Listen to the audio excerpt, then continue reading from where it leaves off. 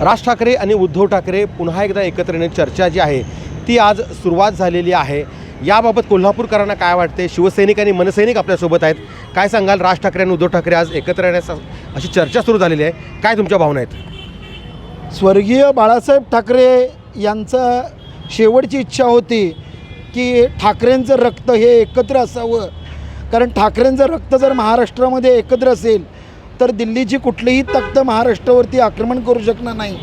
आणि आज कुठेतरी हिंदीचं बालवाडीपासून अतिक्रमण होत असताना या महाराष्ट्रामध्ये मराठीचा हुंकार राजसाहेबांनी दिला व राजसाहेबांच्या हुंकाराला प्रतिसाद देऊन आदरणीय उद्धवसाहेबांनी जो प्रतिसाद दिलेला आहे तो खूपच कौतुकास्पद आणि प्रशंसनीय आहे। या महाराष्ट्रामध्ये जर का दोन ठाकरे बंधू एकत्रित आले तर या महाराष्ट्राची मराठी अस्मिता जिवंत राहील। मुंबईमध्ये मराठी माणूस आज जिवंत राहील। आज ही मुंबईमध्ये मराठी माणसाला डिवचण्याचा जो प्रकार आहे ही सुरुवात आहे।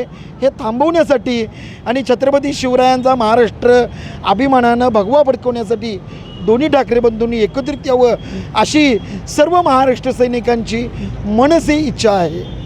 काय सांगाल शशीभाऊ? खरं तर पहिल्यापासून तुम्ही शिवसैनिक आहात, कसं पाहताय आता राज ठाकरे आणि उद्धव ठाकरे दोघांनी एकत्र येण्याची चर्चा सुरू झाली आहे?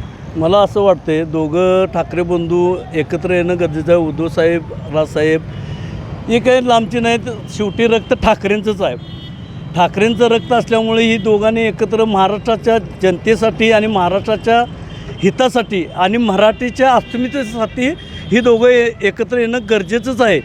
आणि ही जर का आली तर बाकीची जी काय आहे ती पळतापळ पूर्वील एवढं लक्षात ठेवावं।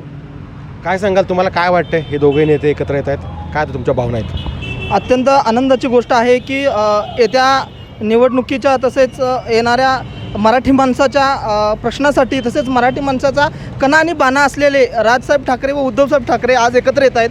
त्याच अनुषंगानं येणाऱ्या आगामी निवडणुकीच्या काळामध्ये महापालिकेमध्ये संपूर्ण महाराष्ट्र तसेच महाराष्ट्र मुंबईमध्ये आज या ठिकाणी भगवा फडकेल अशी मी अपेक्षा आणि सदिच्छा व्यक्त करतो। नक्कीच आपण पाहतो हे कोल्हापुरातील शिवसैनिक आणि मनसैनिक आहेत। यांना हे दोनही नेते जर एकत्र आले तर खूप आनंदाची बाब असल्याची प्रतिक्रिया या शिवसैनिक आणि मनसैनिकांनी व्यक्त केल्याचं आपल्याला पाहायला मिळतं आहे। सतीश औंधकर, लोकशाही मराठी, कोल्हापूर।